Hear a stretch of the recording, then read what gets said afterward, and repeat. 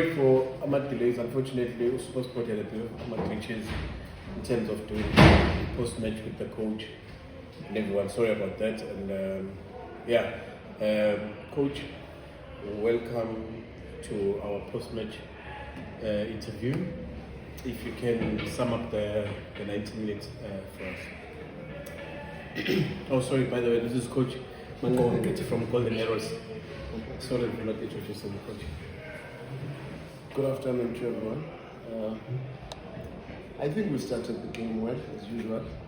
We created some good moments in the final third, but always scary with the counter-attacks from Richards Bay because they are quite deadly in that space. We made too many elementary mistakes in the final third, losing possession cheap, and then that exposes us to counter-attacks, but I think our rest defense was much better. There was only one scare where Shidolo went together with the fullback and the ball fortunately landed when someone was offside, but I think the rest defense was good. But what was the major characteristic of this game again was that in the final third we were still very timid. We lost too many balls. Our decision making was not very good. The timing of the moments was also not very good.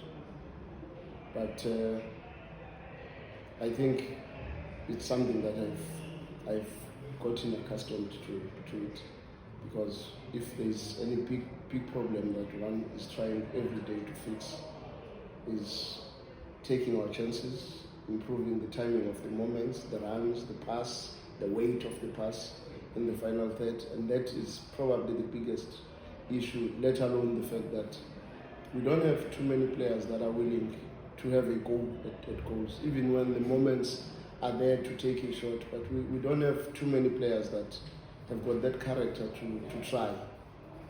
But nonetheless, I'm still very happy with a whole lot of other developments in the metrics of our game, because I think the only game that we did not dominate in terms of possession and many other metrics in terms of getting into the final third and all that, it's probably the game away against Pirates. I think that's the only game where I think we deserved to lose. But I don't think there is any other game where I would say easily we deserve to lose. But we often caught from our own mistakes. We are playing against a good team. I must also give credit to Richards Bay. They've done well with a lot of youngsters, and it's impressive how they've built this team without spending a lot, because I do believe they've got quite an interesting team in the league, and their defensive record is also a sure fact that they've done well to improve where they come from last season. Thank you. Thank you, Coach. Can I take the first three sets of friends? Let's start here. 1, 2. Okay, let's start. Please introduce yourself and the media house you're coming from.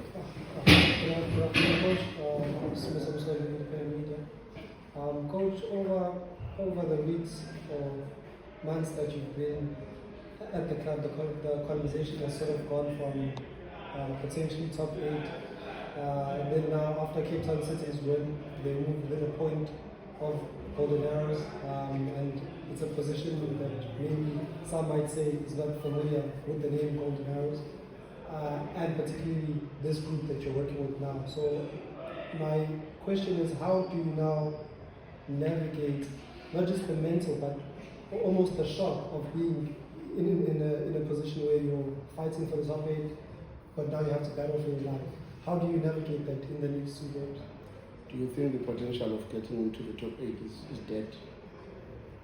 Seems firmly in Cape Town City. Do you think so? Did you look at all the results? When I look at all the results, Did you look at all the results? Because the focus is more on Cape Town City. What about what happened to Supersport? Have you looked at that? I'm just giving you an example of the relegation. For me, it's not something I'm worried about, and I've said this because I've always believed that we are a little bit far away from the relegation. If you consider that we potentially have 2 matches or 1 match less than that, it's potentially in that space. So that already says to you with 2 matches, one of them against SuperSport. If it's a replay, we'll have to fight another day.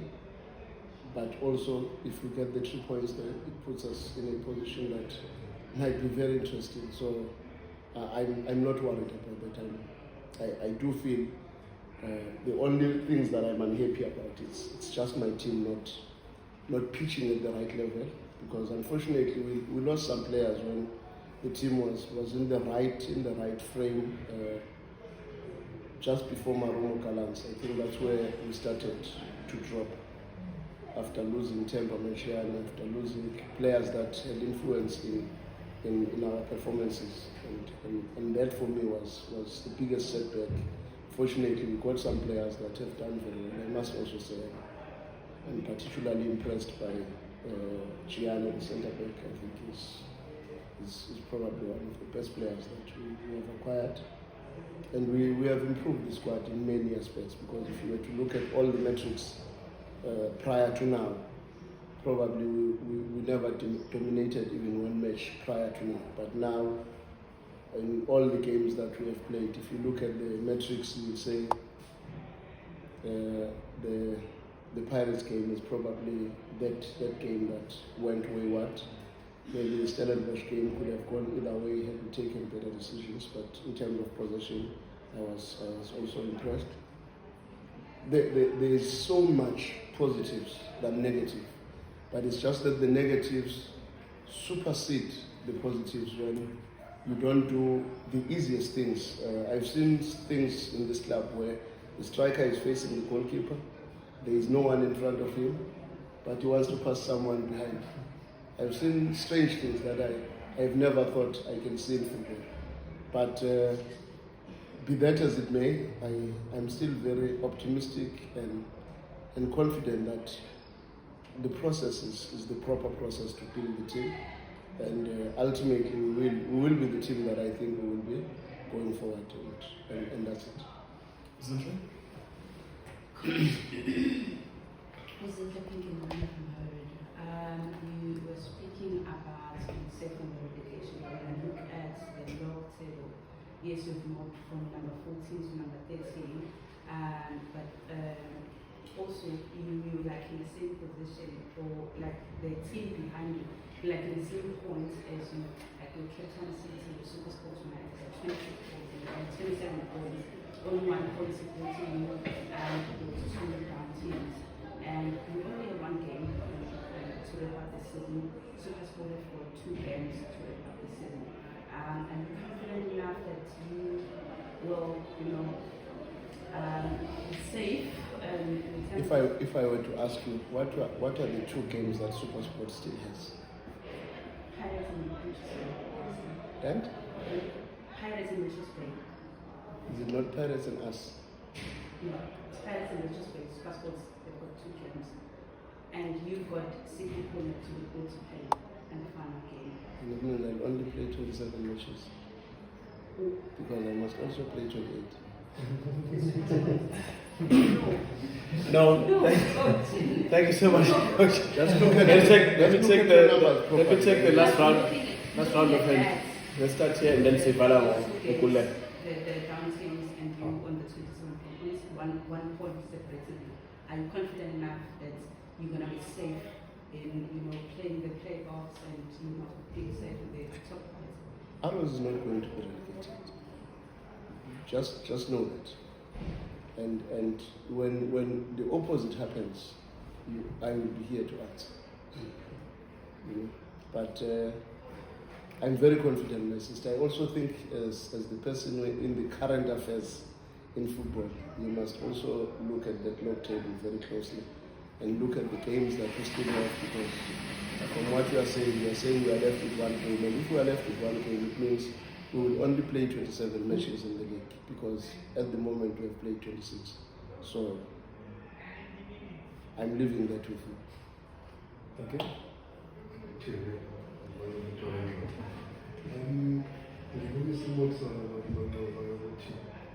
You're creating emergencies and opportunities, but is that level of protocol to book all the time? Who could defeat that level and cover this mindset? ekuthenini-ke manje lama-opportunities enatholayo iwakhona-right. Right. It sounds very easy, but believe me, scoring is an art.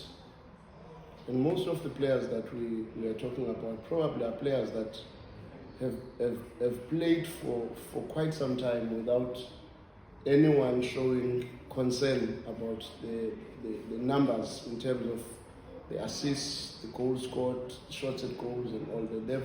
They've played, but when you are playing a counter-attacking game for too long, you are happy to go home with 2 chances and hope that from those 2 chances or from that 30%, you can have 1 shot at goal and score, or get a corner kick and score.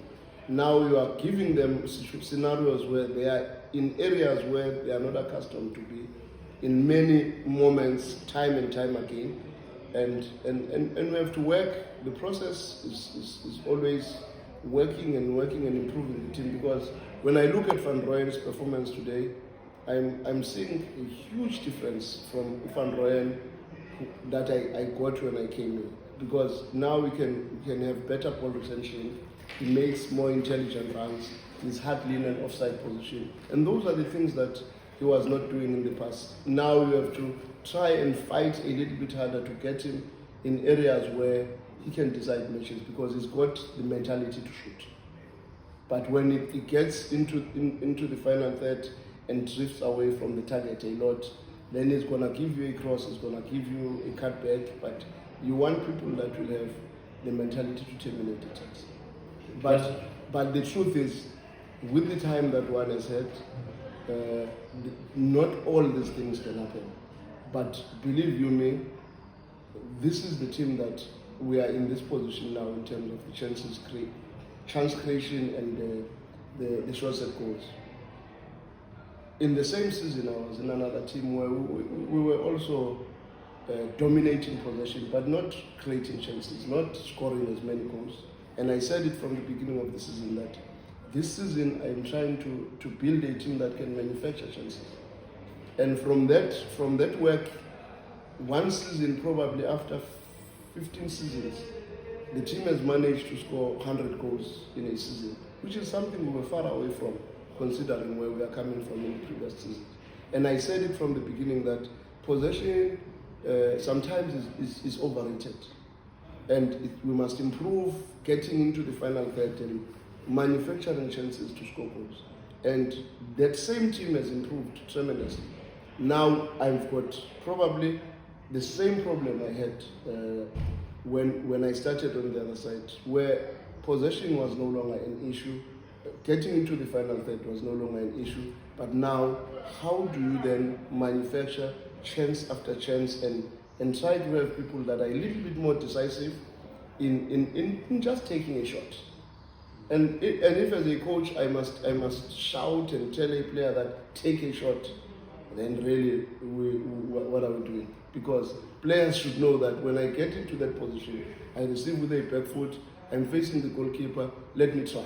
And as a former footballer myself, I think everyone who plays football would love to take a shot at goal. But when you play football but you don't have the mentality to terminate attacks, you are a striker but you are happy to finish the match without taking 1 shot at goal, then you should be concerned. You know? But I can tell you the improvement is inevitable. Thank you. Last Coach, Spinella, from the CDC. Coach, how can you reflect your 2024-2025 season, and how confident are you about this foundation that you've laid at Scotland's heading for the season? It's a season that has got a lot of mixed feelings, but I would prefer not to go to those mixed feelings, because I must focus on what I can improve and I can change in my job. Very confident with the foundation that I've laid here. Extremely confident, because I also think when I came in, the situation was very good. And I think there was a big improvement. We got some results which very early in my tenure, at least gave us a bit of confidence. And we let ourselves down in probably 3 matches. If you watched our game against Cheetah, how do we miss the chance underneath the goals with Knox? How do we miss the chance with Malinga facing the goalkeeper 2 meters away from the goalkeeper? And you say you got a draw in that match. You go to a Mazulu match, the striker faces the goalkeeper inside the box, no defender in front, just the goalkeeper to try. Miss if you miss, and if you score that goal, the complexion of the game is completely different. And a lot of other chances after that, where Ngubero had a shot, Boys had a shot, Lukele had a shot, but all those shots are timid. We are not clinical enough in that space. And you go to the Stellenbosch game, look at all the metrics. When you look at the goals, you consider to say, hey, maybe we were under pressure in that game. But it was just a twist of the moment where from a set piece, the ball is played outside the D-line. The person who is supposed to be closing down or covering the D-line is not there. He's far away, then the ball hits him and it deflects and it's a goal. Then from there, you can see 2 very similar goals, and individuals do not perform their duties. From a throw-in, from a lateral free kick, it becomes a goal out of nothing. Then I'm talking about the losses that I had. Then the Pirates lost here in Mabeta. I mean, guys, first half we should have at least 6. I can give you the potential chances that we could have done better. I counted 6. The header was one in the near post. That should have been a goal. You look at Sulumane inside the box. You look at Mtanti facing the goalkeeper in the last minute of the first half. No one in front of him. And unfortunately, the goalkeeper does not even have to make a save. And I'm giving you all these scenarios because I believe the boys have done a whole lot of things that they were not doing in the past. But unfortunately, we are not scoring. And when you know the problem is here, then you can deal with it. Then you say, but we are also conceding stupid goals. What improvements can we make in our defensive play?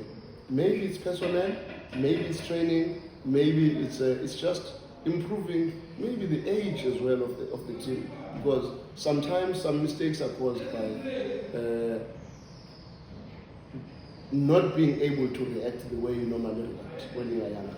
So there are too many other things that we can deal with, but personally very confident that the boys have improved in a tremendous way, and I'm very confident that from where we are, next season can be a completely different story. Thank you so much, Coach. All the best going forward.